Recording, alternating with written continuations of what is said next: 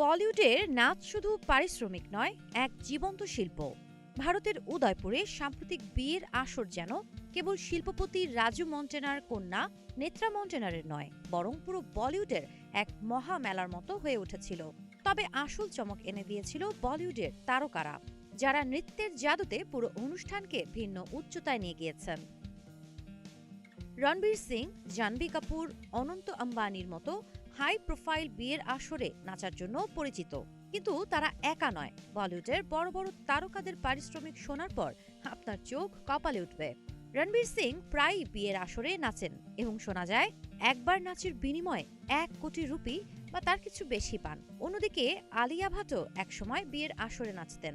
অনন্ত আম্বানির বিয়েতে স্বামী রণবীর কাপুরের সঙ্গে নাচে 1.5 কোটি রুপি পারিশ্রমিক নিয়েছিলেন।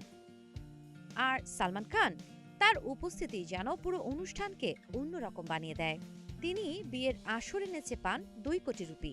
ঠিক একই পারিশ্রমিক পান রণবীর কাপুরও, যিনি আগে নাচের ব্যাপারে একটু ছুট মার্ক দেখাতেন, কিন্তু এখন সে ছক ভেঙে দিয়েছেন। দীপিকা পাড়ুকোনের নাচে মুগ্ধ হয় যে কেউ। বিয়ের আসরেও তার জাদু চলে আসে। পারিশ্রমিক 1 কোটি রুপি। ভিকি কৌশলও 1 কোটি রুপি নেন, কিন্তু তার স্ত্রী ক্যাটরিনা কাইফ, শিলা কি জাওয়ানি, চিকনি চামেলি, বলিউডের জনপ্রিয় নাচের গানগুলোকে নিয়ে তিনি যে মুহূর্তে মাতিয়ে দেন, তার পারিশ্রমিক 3.5 কোটি রুপি। এছাড়াও শাহরুখ খান নেন 3 কোটি, আর অক্ষয় কুমারের পারিশ্রমিক 2.5 কোটি রুপি। শুধুমাত্র নাচ নয়, তাদের উপস্থিতি পুরো বিয়ের আবহ পরিবর্তন করে দেয়।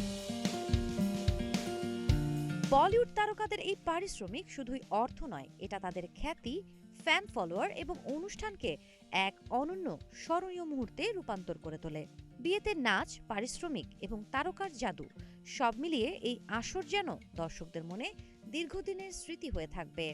সাবা খান, নাগরিক প্রতিদিন।